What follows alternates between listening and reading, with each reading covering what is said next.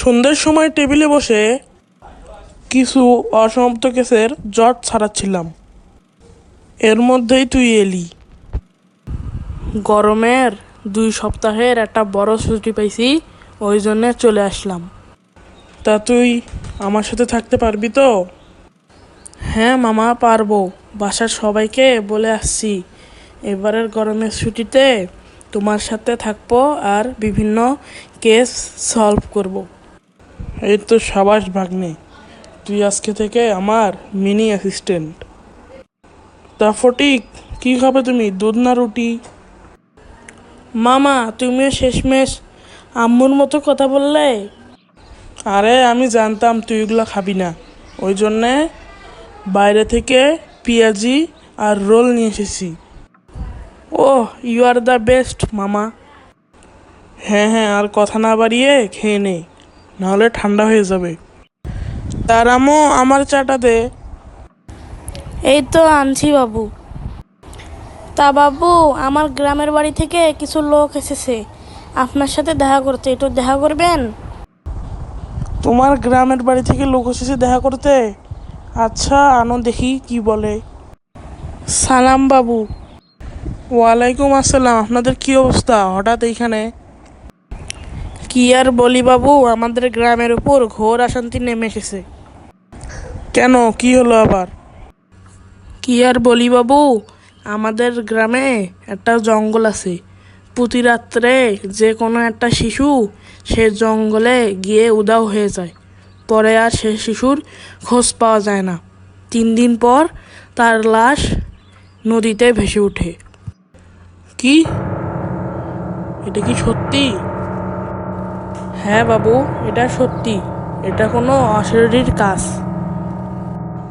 মানে আপনি ভূত বুঝাতে যাচ্ছেন? বাবু। আচ্ছা, কালকে আমি আপনাদের গ্রামে যাব। আর রামু, তুমি আর কালকে এসো না, ওইখানে আমাদের একটা থাকার বন্দোবস্ত করিও। কিরে ফটিক, তাড়াতাড়ি ঘুমিয়ে পড়, সকাল সকাল এক জায়গায় যেতে হবে, নতুন একটা কেস পেয়েছি। তা মামা, কেসের বিষয়টা কি?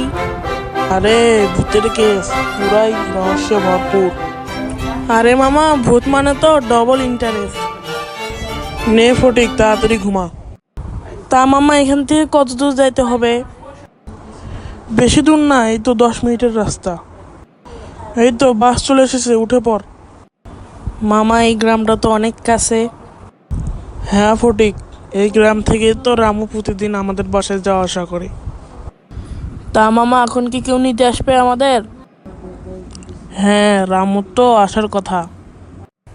বাবু, এই যে এটা আপনাদের ঘর। এখনই আপনাদের খাবার আনছে। আর কোনো সমস্যা হলে আমাকে ডাক দিয়েন। আমার বাড়ি এই তো একটু পাশে। আচ্ছা ঠিক আছে। আর রামু, আমি খেয়ে একটু বের হব, কোথায় কি কি হয় ওগুলো একটু দেখাই দিবি। আচ্ছা বাবু, যখন বের হবেন তখন একটা ডাক দিয়েন। কিরে ফটিক, গ্রামে এসে কেমন লাগছে? অনেক ভালো লাগছে মামা। আমরা তদন্তের জন্য কখন বের হব? এই তো ফ্রেশ হয়ে নিয়ে ভাতটা খেয়ে তারপর রামু আসবে, রামুর সাথে আমরা বের হব। আচ্ছা মামা। এই যে বাবু, এটাই সেই বন। এখানে বাচ্চাদের শেষ দেখা যায়। দেখে যা মনে হচ্ছে, বনটা মনে হয় অনেক বড়। আর চলো, নদীটাও দেখে আসি। হ্যাঁ বাবু, চলেন। আর সন্ধ্যাও হয়ে এসেছে।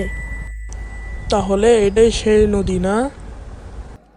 হ্যাঁ বাবু, আর এই নদীটাকে ঘিরে চারিপাশে জঙ্গল। বাবু, আর এখানে বেশিক্ষণ থাকা ঠিক হবে না, চলেন চলে যাই।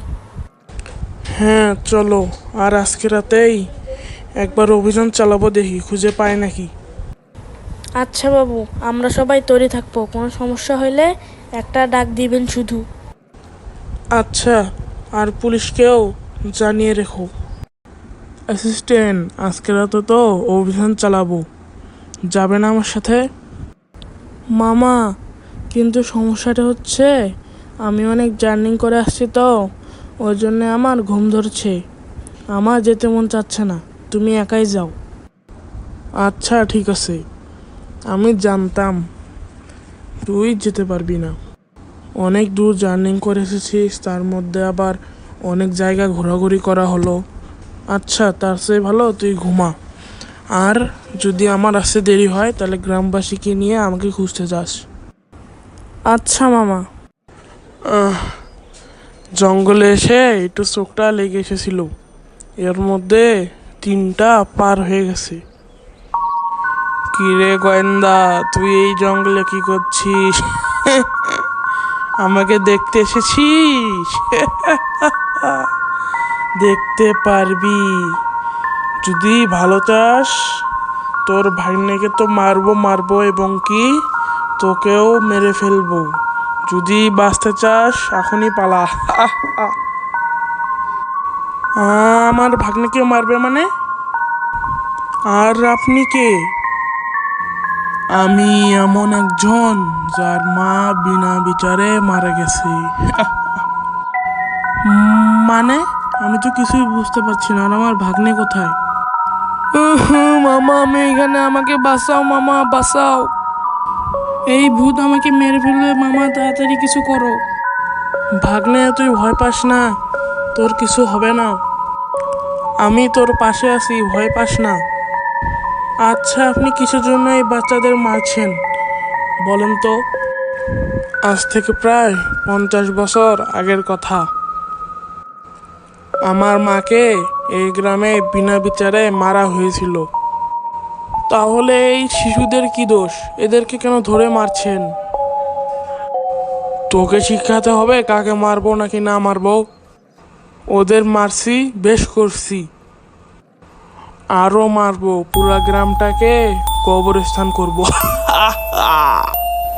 যদি আপনার মাকে সম্মান জানানো হয় তাহলে কি আপনি মারবেন? আমার মা মরার পর আমি ভেবে নিয়েছিলাম পুরো গ্রামকে কবরস্থান বানিয়ে দিব। তারপর থেকে আমি কালো জাদু শেখা শুরু করি। মরার 5 বছর পর আমি আমার কাঙ্ক্ষিত শক্তি পাই এবং কি গ্রামের শিশুদের মারা শুরু করি। আমার মাকে যদি যোগ্য সম্মান দেওয়া হয় তাহলে আমার শক্তিও নষ্ট হয়ে আমিও চলে যাব। আচ্ছা, আমি আপনার মায়ের যোগ্য সম্মানের ব্যবস্থা করব। মামা, অনেক কষ্ট করে বেঁচে ফিরলাম। হ্যাঁ, আমি আগে ভাবতাম ভূত বলতে কিছু হয় না, কিন্তু আমার চোখের সামনে যা কিছু হইল, আমি তার মায়ের সম্মান দেওয়ার কথা বলার সাথে সাথে আস্তে আস্তে মিলিয়ে গেল বাতাসের সাথে। ফটিক, তোর ব্যাগ ট্যাগ গোছায় রাখিস, আমরা সকাল সকাল রওনা দিব। আচ্ছা মামা। তোদের গ্রামে আর কেউ মরবে না। তার মাকে সময় মতো সম্মান জানাবি, এটা যেন ভুলিস না। আচ্ছা।